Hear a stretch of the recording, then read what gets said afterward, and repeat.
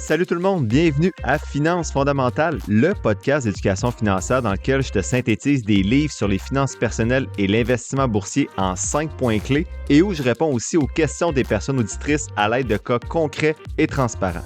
Si tu souhaites prendre en main ta santé financière, t'es à la bonne place. C'est parti, bon podcast! Salut tout le monde, bienvenue à l'épisode 167 de Finances fondamentales. Bien heureux d'être avec vous ce matin pour un épisode dans lequel je vais répondre aux questions de personnes abonnées. Avant de commencer, je veux justement remercier certaines personnes abonnées qui soutiennent le podcast là, pour 4,99 par mois.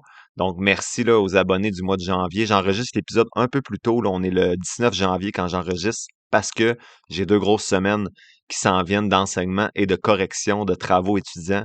Donc, j'aurais pas le temps de me libérer là, 30 minutes pour enregistrer.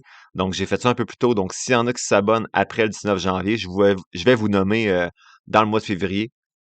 Donc, merci beaucoup là, à Vanessa, Marc-André, Jérémy, Anne-Marie et Valérie et 3 autres personnes anonymes. Donc, quand même, là, 8 nouvelles personnes abonnées pour le mois de janvier.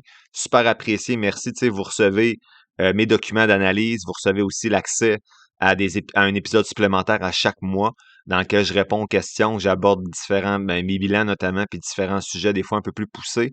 Donc, merci beaucoup et sachez que chaque personne abonnée, là, il y en a qui sont abonnés depuis plus de 2 ans, là, vous donnez accès gratuitement à chaque semaine à 1000 écoutes supplémentaires. Donc, vous contribuez à votre façon à l'éducation financière là, de notre société. Donc, je vous remercie beaucoup, puis je vous remercie au nom de tous ceux qui écoutent de façon gratuite, là, qui n'ont peut-être pas les moyens de soutenir le podcast ou qui n'ont pas le goût de le faire, notamment, puis c'est bien correct. Donc, merci encore. Aujourd'hui, je réponds à 5 personnes. Donc, la première question, c'est Marie-Claude. Marie-Claude m'a écrit « Bonjour, on s'est déjà écrit en janvier, puis je voulais prendre le temps de revenir quelques semaines plus tard. Donc, mon CELI et mon REER ont été transférés sur Disney. Je suis tellement contente de mon move. Je continue d'écouter les épisodes en alternance entre les nouveaux et les plus anciens. Merci encore une fois pour ton travail sur le podcast, au travers de tout le reste, de la vie, etc. Ça fait plaisir, Marie-Claude. Elle me dit, pour le moment, le revenu familial est encore avec les investissements de Banque nationale. J'ai 3 enfants, la paperasse, du retard à rattraper dans les cotisations. Je suis à l'aise dans le moment de réorienter le portefeuille de placement avec mes nouvelles connaissances, mais de rester avec mon conseiller. C'est une bonne idée. Il m'a d'ailleurs préparé un document avec 3 options de combinaison de fonds et de FNB, mais après la lecture de son document, il a choisi des FNB à gestion active. J'ai fouillé ensuite. BNC offre seulement un fonds de FNB à gestion passive indicielle. C'est un nouveau fonds depuis mars 2020. Donc, pas encore beaucoup de recul, mais il me semblait intéressant quand même. Est-ce que je peux te demander ton avis? Est-ce que quand ça suit l'indice, je peux quand même avoir la tête tranquille malgré la nouveauté du fonds? Je vais ensuite revenir avec mes questions pour le conseiller. Je vais faire mes devoirs, mais si tu as des conseils, je donne pas de conseils. Si tu as une opinion, on va dire plutôt, à me donner pour les questions à poser, ton avis m'intéresse. Merci beaucoup si tu as de répondre. Sinon, c'est pas plus grave que ça. Je continue à t'écouter quand même. Passe une belle journée. Donc, je disais salut Marie-Claude. Tant mieux, en fait, si elle est contente d'avoir fait le move là, d'investir une partie de son patrimoine tout seul. Il reste juste à garder le cap maintenant. Sinon, ben, je m'excusais pour le délai de réponse, là. Je m'oblige à seulement répondre le dimanche maintenant. Sinon, il y a beaucoup de questions qui envahissent mon quotidien, mais je respecte pas toujours cette règle-là. Des fois, les soirs, je réponds à quelques courriels en cachette. Bref, pour le FNB là, de Banque nationale qui s'appelle NGPE, c'est un FNB qui est quand même très niché là, dans des sociétés de capital investissement comme Blackstone ou Brookfield Asset Management. Donc, les sociétés de capital investissement, souvent, c'est des entreprises qui investissent dans des sociétés qui sont pas cotées en bourse, souvent pour les aider à se développer ou à se restructurer. Euh, Généralement, là, elles vont financer ces entreprises-là en échange d'une participation là, au capital, puis ils vont chercher à réaliser un bénéfice en les revendant plus tard à un prix supérieur. Donc, le FNB, NGPE plutôt, est à plus de 80% dans le secteur financier avec 53 placements seulement, donc c'est très peu diversifié, puis il y a quand même 0,6% de frais de gestion, ce qui est assez élevé pour un FNB jugé passif indiciel. Donc, assurément, si c'est le seul FNB que ton conseiller peut t'offrir, je vois pas la place que ça peut nécessairement occuper dans ton portefeuille. Là. Les FNB indiciels sont intéressants, mais ça, c'est plutôt un FNB sectoriel assez niché. C'est presque de l'investissement actif, là, dans le fond. On mise sur un secteur. Je comprends donc que ton conseiller soit allé vers d'autres options plus diversifiées que celui-là, mais dans des fonds communs, assurément, là, parce que si c'est le seul FNB qui peuvent offrir indiciel, j'ai pas vérifié, là, c'est vraiment l'info que je reçois de Marie-Claude, puis ça fait plus d'1 an, là, donc ça a peut-être changé. Mais ce que je trouve assez décevant, c'est de ne pas avoir une panoplie d'offres là, plus intéressantes que ça. Mais c'est vrai que j'ai pas remarqué que BNC avait nécessairement là, mis les pieds jusqu'à maintenant dans des bons FNB indiciels là, comme Fidelity l'ont fait ou même Desjardins l'ont fait avec des FNB indiciels. Donc, pour les questions à poser à un conseiller, là, je t'invite à écouter l'épisode 9 sur le livre de Fabien Major, puis l'épisode 13 aussi, je pense, je suis plus certain, là, mais bref. Sinon, j'en parle aussi dans les épisodes synthèse, comme l'épisode 150, par exemple. Dans ton cas, je questionnerais si c'est réellement le seul FNB disponible indiciel. Toujours poser des questions, comment il est rémunéré, c'est quoi ses formations, ses qualifications, etc. Donc, toutes les questions de base. Là. Fait que, bonne discussion, Marc-Claude, avec ton conseiller. Deuxième question, c'est la question de Raphaël. Il dit: Bonjour, je suis un fan de ton podcast depuis quelques mois. J'ai une question à te poser concernant le RE, puisque je viens d'en ouvrir un pour mon enfant.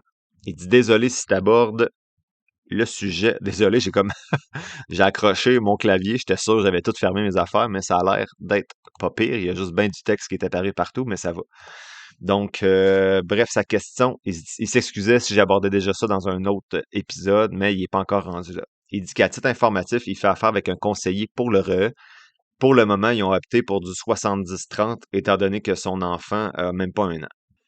Sa question est donc la suivante. À quel moment devrions-nous opter pour du 50-50 ou du 30-70? Donc, en fait, de diminuer le risque. À quel âge, à ton avis, on devrait faire ce changement-là?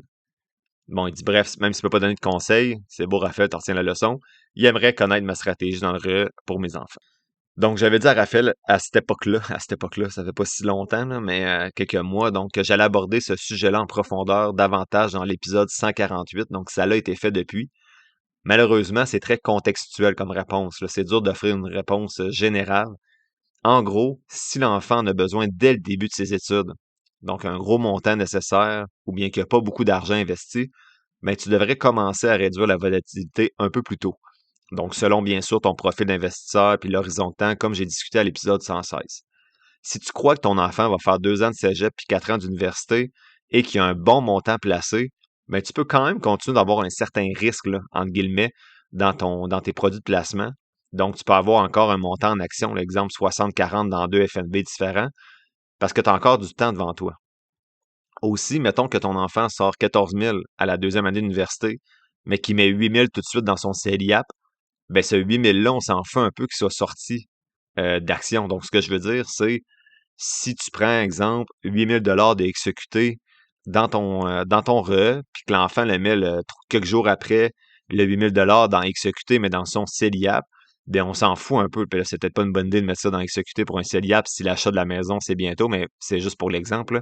Ben, on s'en fout un peu, en fait, que tu sortes tes actions à moins 20% ou à plus 20% parce que tu les remets dans le même produit, juste dans un compte différent. Donc, à moins que le moins 20% se fasse dans les 3 jours que tu es en train de transférer l'argent, ben, il n'y a pas de grande différence là, de vendre du exécuté à 50$ l'action, mettons, dans ton RE, puis de l'envoyer à 50$ dans ton CELIAP, même s'il était à 60 avant, ça ne change pas grand-chose parce qu'il va être investi dans le même genre de produit. Donc, si c'est pour être dépensé, ben là, oui, c'est un peu dommage si tu le retires à du moins 20, moins 30%. Donc, désolé, Raphaël, c'est peut-être pas super précis, mais je t'invite à écouter l'épisode 148 maintenant, qui va peut-être te guider un peu plus. Mais les réponses sont très spécifiques, puis tu peux poser ce genre de questions-là à ton conseiller qui est supposé justement t'aider à chaque année, lors de ta rencontre avec lui, là, à réfléchir à tout ça. Donc, puis si tu as des questions après l'épisode 148 ou après ta rencontre avec ton conseiller, ben tu peux me poser une autre question, ça va me faire plaisir d'y répondre. Je fais une petite pause pour vous parler de Christine Pelletier, qui est conseillère en sécurité financière et représentante en épargne collective chez GFM Groupe Financier. Je me rends compte avec tous mes accompagnements qu'il y a certaines personnes qui peuvent être intimidées par l'investissement autonome ou qui ont tout simplement pas la même passion que moi pour gérer leur placement. Si vous vous reconnaissez là-dedans, ben Christine pourrait être la personne pour vous accompagner. Avant de vous la référer, vous pouvez être sûr que j'ai fait tous les devoirs que je vous dis de faire avec les personnes qui vous accompagnent pour vos finances et je lui ai posé toutes les questions qu'on a vues jusqu'à maintenant sur le podcast. Christine est en plus une fidèle auditrice du podcast et c'est une vraie passionnée de finances. Elle utilise une approche personnalisée et ajuste son accompagnement selon vos besoins. Et plus beau dans tout ça, ben c'est qu'elle offre des FNB indiciels comme je vous suggère de le faire depuis le début du podcast. Elle peut aussi vous accompagner pour vos besoins d'assurance vie, d'invalidité et de maladies graves. Vous trouverez toutes les informations nécessaires pour la contacter dans la description de l'épisode. Merci à Christine Pelletier et GFM Groupe Financier d'aller au-delà de la finance et de soutenir le podcast. À noter que les fonds communs de placement sont offerts par Investia Services Financiers Inc. J'ai récemment découvert un cabinet d'assurance différent. C'est des courtiers qui essaient d'acheter une assurance pour toi, pas de t'en vendre une. Si ton assurance auto, habitation ou entreprise renouvelle bientôt, ben fais comme je vais faire en juin prochain et appelle Galard Assurance au 450-753-8008, va au galard.ca ou clique sur le lien dans la description de l'épisode. Tu vas voir, tu vas me remercier. Comme professeur à l'université, je me suis souvent dit que je devais être au fait de l'actualité pour avoir l'air cultivé, mais j'ai jamais eu la rigueur de lire les nouvelles par manque d'intérêt. Je vais vous avouer, j'étais donc bien content il y a presque 2 ans de découvrir InfoBref. InfoBref, c'est une infolette qui regroupe de façon simple et claire l'essentiel des nouvelles importantes, y compris l'actualité économique et financière, et tout ça en 5 minutes. Je vous invite à faire comme moi en vous inscrivant à l'infolette en cliquant sur le lien dans la description de l'épisode. C'est gratuit. La question 3 venait de Louis, donc il dit un gros bravo pour ton podcast. Je l'ai découvert il y a seulement 2 jours. Je suis déjà rendu à l'épisode 9. Vraiment du super contenu. Merci Louis. Donc, j'ai une question concernant cet épisode. Peut-être que tu as répondu dans les 100 suivants, mais au stade où j'en suis, je veux déjà commencer à investir. Actuellement, je suis avec IG et dans l'épisode 9, tu compares les rendements entre IG, VFV et XEQT. Si VFV performe tellement mieux que IG, mais aussi mieux que XEQT, pourquoi tu as choisi d'investir le REER de ta conjointe dans XEQT plutôt que dans VFV? De mon côté, j'ai un bon salaire et un REER collectif avec mon employeur que je maximise. J'ai aussi un placement avec IG pour compléter, en plus d'investir moi-même via mon compte de courtage. Donc, pour débuter, je pense investir dans soit VFV, soit XEQT, mais comme tu le mentionnes, le rendement de VFV est supérieur à celui de XEQT. Peux-tu expliquer pourquoi tu as choisi XEQT pour le REER de ta conjointe plutôt que VFV? Il se demande aussi pourquoi il ne pourrait pas faire, exemple, 50% du montant dans VFV puis 50% dans XEQT. Bon, je le remerciais d'abord pour les bons mots, là, puis j'ai choisi d'investir dans XEQT au lieu de VFV pour ma conjointe parce que les rendements passés sont pas garants de l'avenir. Donc, l'exemple en fait, 2025 l'illustre bien, là. XEQT a mieux fait que VFV, puis c'était le cas au début de 2025 où les marchés européens ont fait un peu plus de rendement que le marché américain.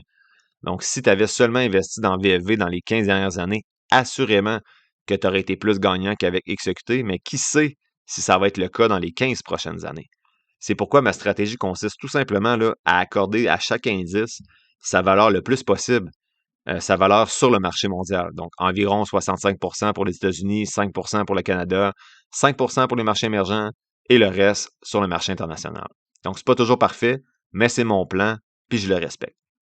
XEQT, ben, c'est le FNB tout en un qui se rapproche le plus de cette stratégie-là. Si tu en veux seulement un, là, si tu veux seulement une ligne dans ton compte d'investissement, là, c'est ce que ma blonde souhaitait. Donc, elle aurait pu en avoir 4 comme moi puis les rebalancer plus précisément, mais c'est pas ce qu'elle souhaite. Sinon, tu peux bien sûr jumeler XEQT à VFV pour surpondérer le marché américain, ou tu te rapproches du 65% de sa valeur réelle. C'est un choix qui est bien personnel. C'est pas une mauvaise stratégie non plus parce que les États-Unis, c'est seulement environ 45% à peu près là, de mémoire dans XEQT ou 42 anyway. Donc, si tu ajoutes un peu de VFV, ben c'est pas si mauvais, tu vas juste surpondérer un peu le marché US vers sa valeur réelle sur le marché mondial. Quatrième question, c'est Émilie. Salut, est-ce que les dividendes réinvestis dans le REE comptent comme montant de cotisation excédentaire ou ça fait pas partie du calcul? Très bonne question, Émilie, et non, ils apparaissent directement dans ton compte, dans ton encaisse, donc c'est pas des cotisations supplémentaires. Donc, si par exemple, tu as reçu 300 $ de dividendes dans le REE de ton enfant cette année, c'est pas comme si tu avais cotisé 300 $ de plus au REE, c'est juste un dividende qui apparaît directement dans le compte. Donc, excellente question, Émilie, merci beaucoup.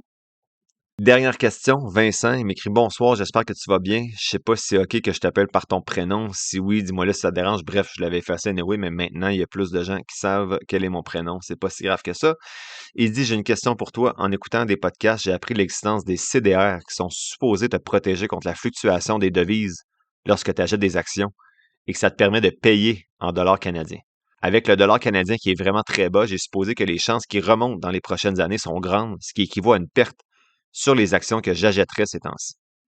Il dit qu'il comprend bien le principe que l'émetteur achète des actions à l'entreprise et les revend en couvrant les variations de devises moyennant certains frais, mais j'arrive tout simplement pas à comprendre comment les performances des CDR sont aussi déplorables. Donc un CDR, là, c'est quand c'est un produit qui te permet, exemple, d'acheter du Google en canadien dans ton compte canadien.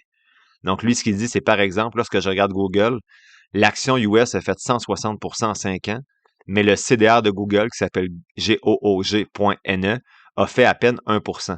J'ai regardé, le taux de change est très similaire il y a exactement 5 ans, soit 1,42 $ canadiens par dollar US versus 1,41 au moment où Vincent m'écrivait. C'est évident qu'il y a quelque chose que je comprends pas. Je sais qu'il y a des frais annuels, mais à moins d'avoir 20 de frais, je comprends simplement pas comment le CDR a pu éliminer 160 de rendement en 5 ans. Est-ce que tu aurais une idée? Avec la chute des marchés, je cherche à acheter quelques actions et les aubaines me semblent surtout du côté US pour le moment. Il dit qu'il utilise mon outil pour estimer si l'action est chère ou pas, donc il me remercie pour ça, ça fait plaisir. Je m'amuse avec cet outil-là, moi aussi. Il m'a envoyé une photo de livre aussi, là, qu'il m'avait demandé de lire. J'ai plus la photo, malheureusement, dans la question que j'ai ici aujourd'hui, mais c'était pour la sélection de titres individuels. Bref, il me dit que c'est peut-être une question complexe, les CDR, parce que je n'ai pas parlé, mais dans tous les cas, il me remercie pour mon temps, puis c'est pas grave si j'ai pas la bonne réponse. Donc, je répondais à Vincent du mieux que je peux. Je connais pas beaucoup les CDR. En fait, j'ai jamais utilisé de CDR, mais le parrain de ma plus jeune, justement, que j'ai vu à Noël, que je parlais dans le dernier épisode, j'ai transféré le RE. En fait, mes filles investissaient dans mon CELI, mais là, mon CELI est en plein. Je voulais plus le partager. Donc, maintenant, mes filles investissent dans leur RE.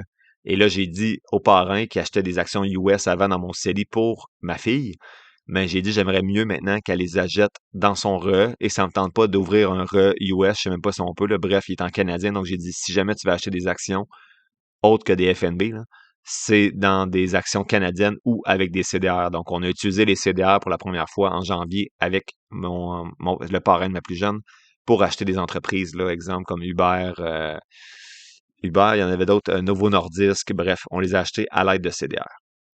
Donc, ma réponse à Vincent, là, ce que je comprends de la situation qui soulève avec la perte de rendement perçue là, sur Google, par exemple, c'est que les frais de gestion des CDR, là, qui s'appellent en fait des Canadian Depository Receipts, c'est des produits financiers là, qui vont permettre d'avoir une exposition des actions américaines comme Google, mais en dollars canadiens, puis t'as pas besoin de te soucier du taux de change. Mais pourquoi d'abord tu as le sentiment de perdre du rendement? Ben, c'est qu'il faut être prudent parce qu'ils protègent contre les taux de change. Donc, justement, si tu achètes avec un dollar canadien faible et qui remonte, ça change rien. Il y a seulement un frais de gestion de 0,5 habituellement. Donc, je dis juste, là, c'est quand même considérable, mais la variation du taux de change ne devrait rien changer à la valeur du titre. Donc, pour Google, le problème, c'est juste que le CDR a eu un split inversé en 2022. Donc, le nombre d'actions détenues de Google dans chaque CDR a été réduit, ce qui donne l'impression que le prix du CDR a stagné, mais c'est une illusion là, optique qui est causée par un changement de structure. Donc, le CDR Google n'a pas perdu 160 de performance. C'est juste que les plateformes ne reflètent pas toujours bien ces ajustements-là là, historiques de split inversé ou peu importe. Donc, le CDR qui suit Google ou toute autre action fait bien son travail. C'est juste que les frais de gestion sont plus élevés. Donc, pour ceux qui veulent investir en US de façon simple, ça peut être intéressant, mais personnellement, je préfère le faire directement dans un compte US avec la méthode Number Gambit pour éviter les frais de conversion. Donc, merci beaucoup pour ta question. Ça m'a obligé à creuser un sujet que je maîtrise pas beaucoup. Puis si certains connaissent plus ce sujet-là que moi, puis que j'ai dit des niaiseries, n'hésitez pas à m'écrire, je vais corriger le tir dans les prochains épisodes.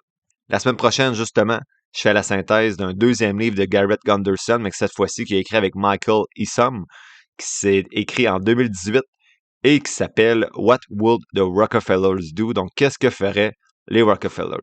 Et ce jeudi, c'est un épisode des abonnés, donc je réponds à d'autres questions que j'ai reçues dans les derniers mois. L'épisode tire à sa fin, j'espère que tu l'as apprécié. Si c'est le cas, je t'invite à le partager et à t'abonner au podcast, en plus de mettre quelques étoiles ou de le liker selon la plateforme sur laquelle tu m'écoutes. Tous les liens pour me soutenir sont quelque part dans la description de l'épisode. N'oublie pas que les informations communiquées dans le podcast sont dans un but strictement éducatif, ce ne sont pas des conseils financiers. Je t'invite à consulter un professionnel pour des conseils spécifiques à ta situation parce que je ne peux pas être tenu responsable de tes décisions financières. Comme je le dis depuis un petit bout, je ne suis pas un expert, prends donc pas ce que je dis pour du cash, fais toujours tes propres recherches. Sur ce, merci d'avoir passé un peu de temps avec moi aujourd'hui et on se voit dans le prochain épisode de Finances fondamentales.